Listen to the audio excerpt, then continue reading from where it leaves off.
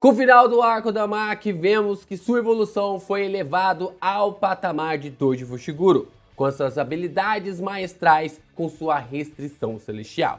Mas agora, mais um fecho de Jujutsu Kaisen se abre com a revelação do plano da Anjo, em ajudar ou não os aliados do Itadori e Megumi. Mas ela dá um requisito cruel para poder seguir em frente com o plano deles. Eles precisam eliminar o Anjo Caído.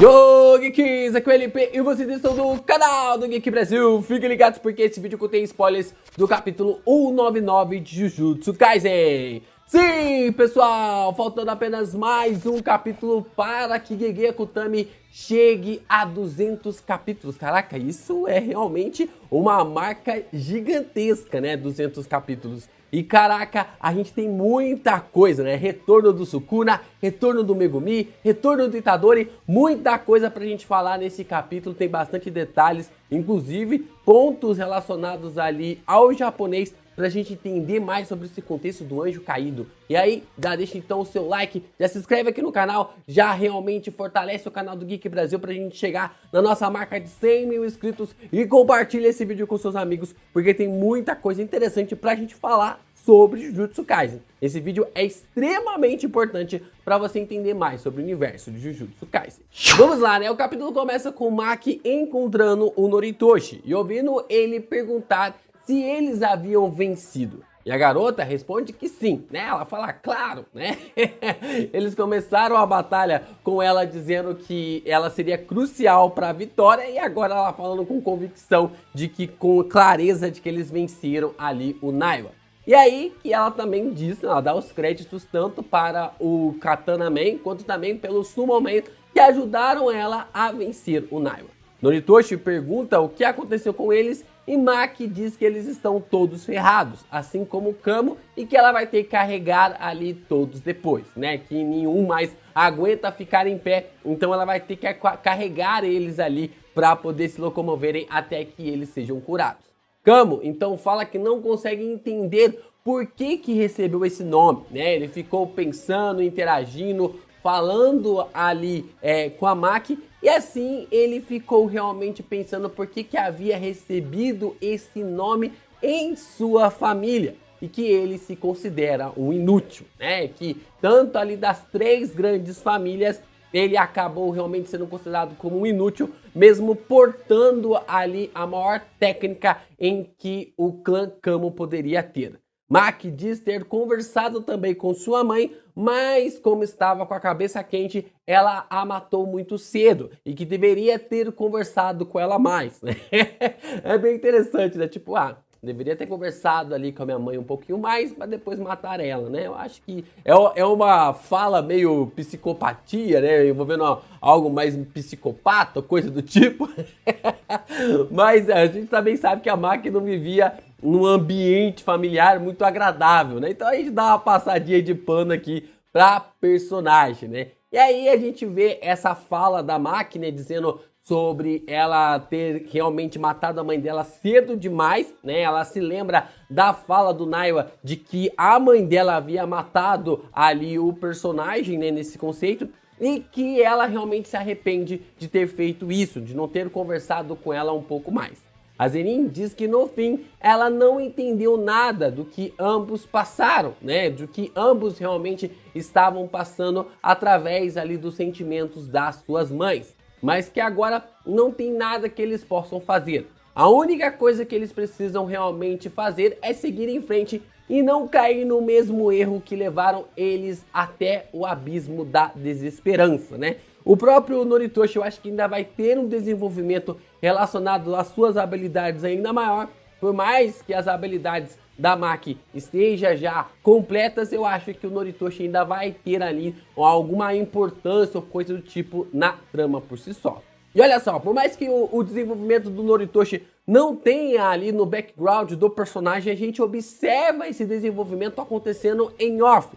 Porque nós vamos até a mãe do Noritoshi, conversando ali com a sua família que vimos alguns capítulos atrás.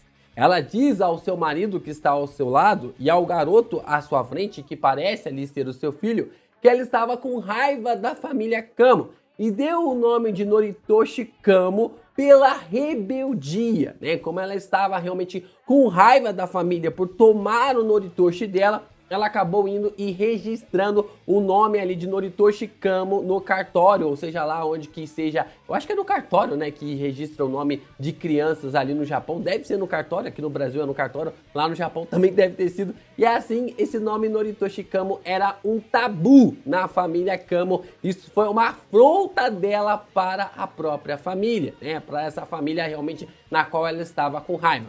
A mulher informa que não sabia o que seria bom para o Noritoshi e não entendia o porquê desse nome ser um tabu, mas a vontade dela realmente era que ele abandonasse a família e voltasse para ela, né? Então, teoricamente, isso aconteceu, né? Ele foi abandonado pela família. Com o tempo, ele vai descobrir, né? E aí talvez ele acabe retornando para o seu lar, né? Quem sabe no final de Jujutsu Kaisen a gente não veja uma cena do Noritoshi, né? Se ele ficar vivo até o final, retornando ali para os braços da sua mãe.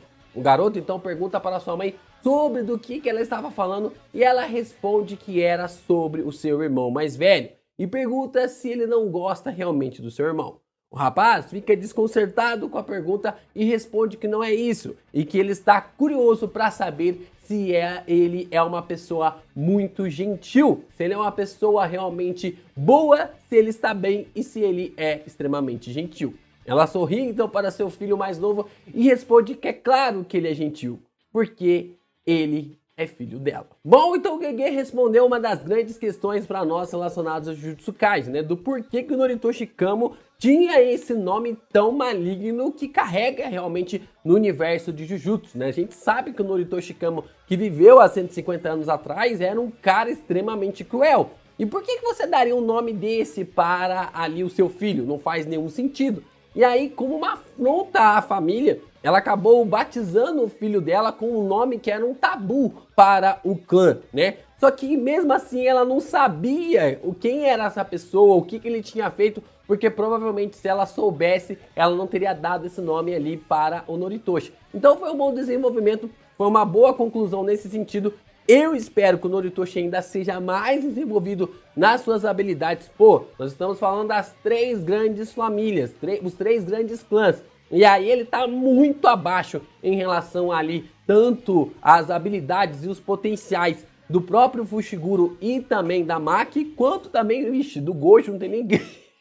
Não dá nem para comentar, né? Então o Kamo tá muito abaixo, o Noritoshi está muito abaixo, então eu espero um pouco mais de desenvolvimento das habilidades dele, porque nós estamos falando de alguém que tem a maior técnica relacionado aos 3 grandes clãs. Vamos então para um quarto de hotel e vemos Hana com suas asas aparecendo e dando bom dia a alguém com um sorriso no rosto. A Anjo pergunta se a pessoa dormiu bem e diz ali para a pessoa que ele é o seu predestinado.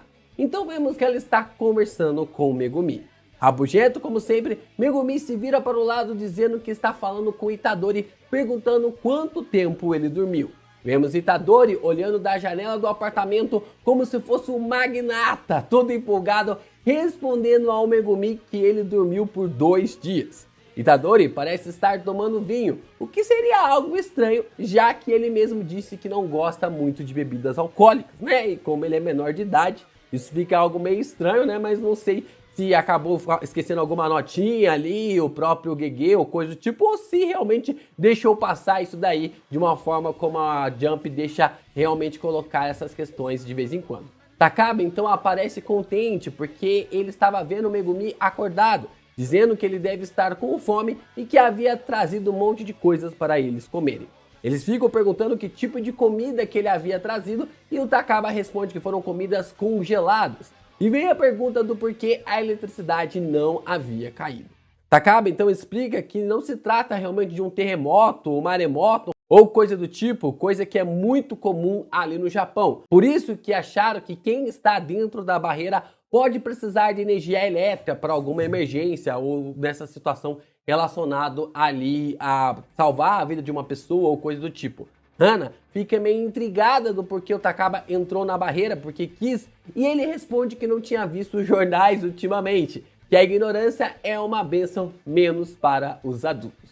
Megumi diz que vai tomar um banho para se recuperar, enquanto todos celebram ali de que ele tomou essa atitude. Depois do banho, todos explicam para ele que Itadori encontrou Takaba ali no meio da situação, e aí o Itadori estava perguntando para o Takaba se ele era o Power Ranger.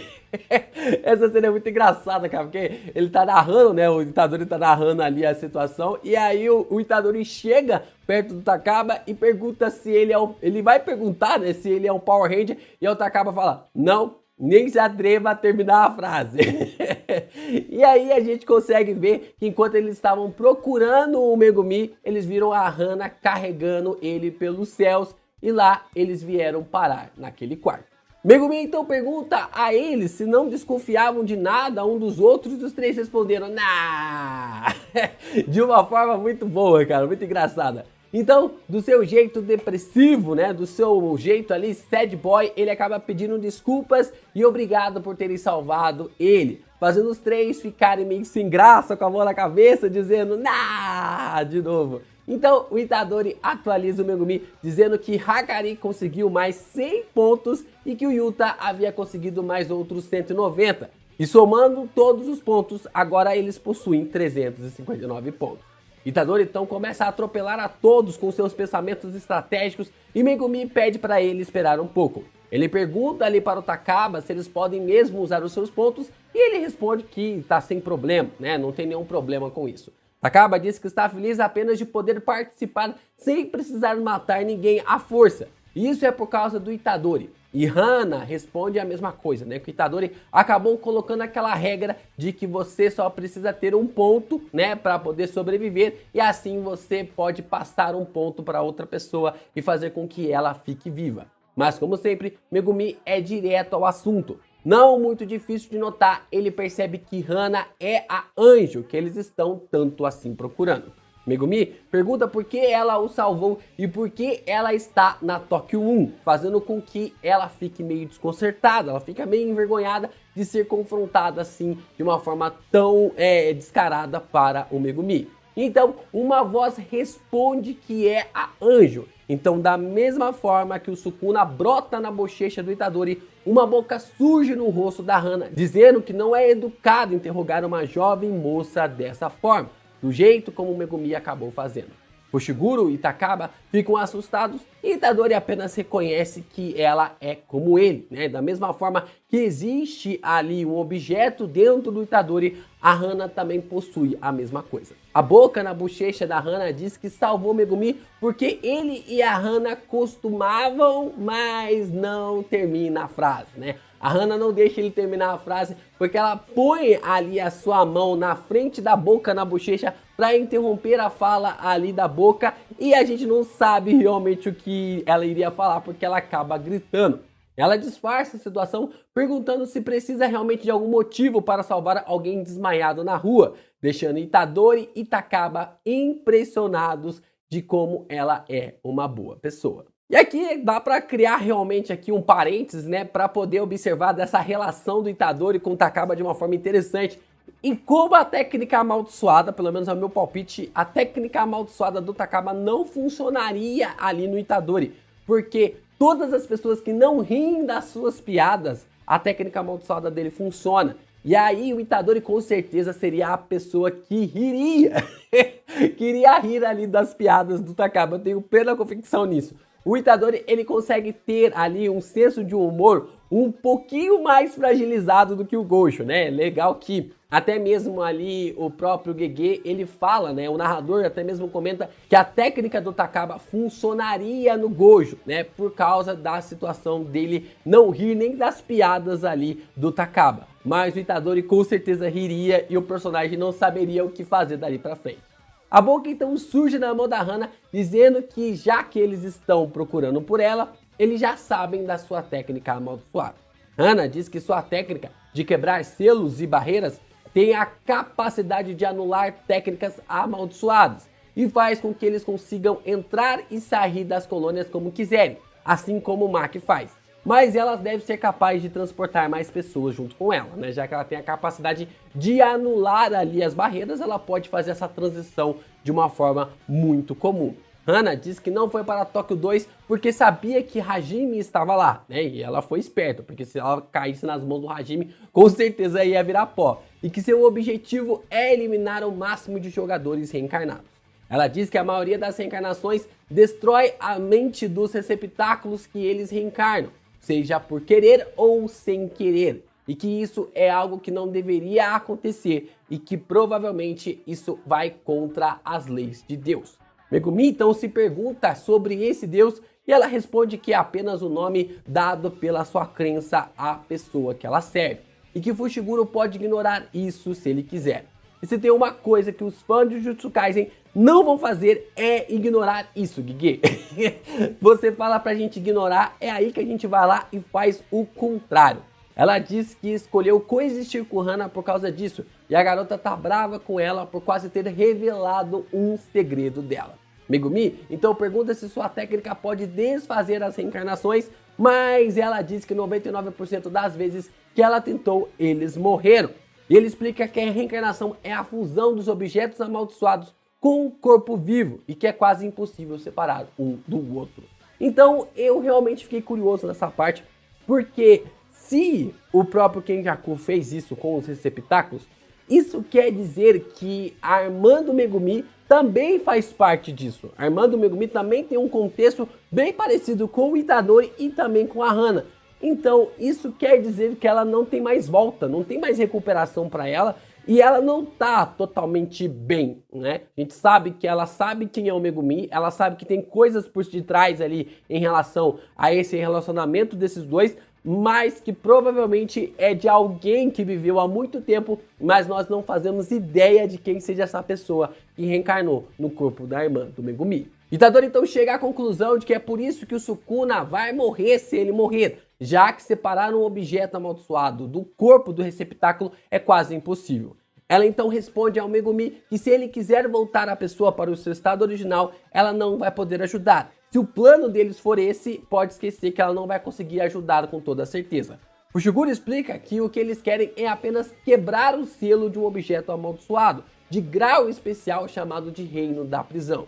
Itadori e Megumi então se cumprimentam e Fushiguro fica realmente contente porque assim, dessa forma, a Hana acaba dizendo para eles que pode ajudar. E aí o Fushiguro começa a pensar que tudo está indo bem até demais. Até que a Anjo chama a atenção. Sabe quando tá tudo indo bem? Sabe quando você paga a última conta do mês e fala, caraca, tá sobrando dinheiro e de repente o gás acaba? Exatamente isso que aconteceu com o Fushiguro, né? Ela diz que antes deles realizarem o processo, eles precisam ajudar ela. E Megumi pergunta se eles vão ter que acabar com todos os reencarnados. E ela responde que isso seria pedir algo demais, seria uma troca desproporcional, até mesmo a Anjo sabe disso. Mas que existe uma pessoa que ela quer eliminar e ele é chamado de Anjo Caído. Se eles matarem esse jogador, ela ajudará eles a quebrar o Reino da Prisão. Nesse momento, ao ouvir isso, Itadori é puxado para dentro de si e o Yuji já manda na lata do Sukuna perguntando o que ele quer. Itadori responde que só de olhar para sua cara ele já tem vontade de vomitar. E o Sukuna dá a risada ali das falas do Itadori, mas seu olhar está um pouco mais sério do que o comum. Ele diz que achou melhor dizer isso pessoalmente pro Itadori antes que algum idiota desse com a língua nos dentes e ele mesmo se autoproclama como um anjo caído que a Hana quer eliminar. Vamos lá, né? Esse ponto aqui do Sukuna ele é bem importante e a gente vai precisar realmente entender duas coisas. A primeira é que a definição sobre anjo caído usada aqui é que não existe a palavra anjo que foi utilizada na tradução. O mais correto seria caído do céu ou caído do paraíso. O primeiro kanji que temos é de da, que significa cair. E o segundo kanji que temos é de ten, que significa céu. Mas de céu espiritual, né? Não de céu que nós temos aqui em cima da nossa cabeça, mas sim de céu espiritual, o céu de contexto relacionado às mitologias e também de todas as crenças.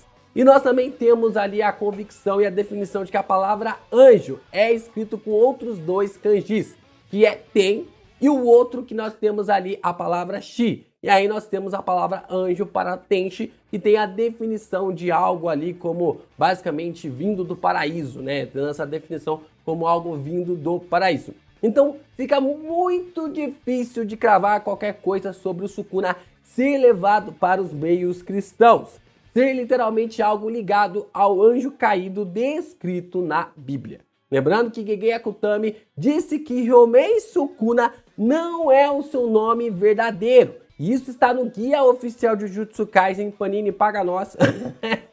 Inclusive, gente, é muito bom vocês terem esse guia oficial e que recebeu esse nome, que o Sukuna realmente recebeu esse nome por causa da sua aparência lembrar muito ali o Ryomei Sukuna das lendas. Então a lenda de Ryomei Sukuna existe dentro do universo de Jujutsu Kaisen, assim como a lenda dele também existe nos nossos mundos. Então, Ryomei Sukuna não é o nome verdadeiro ali do Sukuna e a gente vai ter mais detalhes sobre esse personagem agora, porque tanto o seu nome, seu poder, né, seu nome, seu verdadeiro poder, suas técnicas, tudo isso foi apagado da existência da história. As pessoas apagaram ali a existência do Sukuna da história, o que a marca ali sendo algo muito importante em relação ao personagem. Vai ser bem interessante ver esse desenvolvimento do Sukuna a partir de agora e como que isso pode estar conectado ao contexto cristão, né? Pode ser também de outras mitologias, outras situações, mas entre anjo caído e também a definição da palavra Deus, a gente realmente entende que se trata do contexto cristão, pelo menos agora. A segunda coisa que nós temos aqui é que para libertar o Gojo, eles terão que matar o Itadori. Isso pode gerar um caos para todo mundo ali. Pode gerar um caos ali para os amigos do Itadori. Será que eles estão dispostos a sacrificar o Itadori nesse processo? O Itadori, eu tenho certeza que morreria para libertar o Gojo, para que ele pudesse voltar. Isso tem caminhado para o lugar menos óbvio que nós estávamos esperando. Pelo menos é o que a gente estava encaminhando ali no começo do jogo da Abate, mas pelo que parece vai ser todo mundo contra o Sukuna. No final do jogo da Abate, todos lutarão contra o Sukuna. Tudo está indo de acordo com o Kenjaku quer. Até o Sukuna parece tremer, entre aspas, um pouco em relação a isso. Não um tremer de medo ou medo de, sei lá, do que o Kenjaku possa fazer, mas tremer da situação, do que pode acontecer e da quantidade de pessoas que podem vir na direção dele, né? E isso pode até mesmo quebrar o pacto na qual ele fez com o Itadori. O capítulo então acaba com o editor dizendo para nós que Sukuna revelou os seus segredos e assim invocou o caos.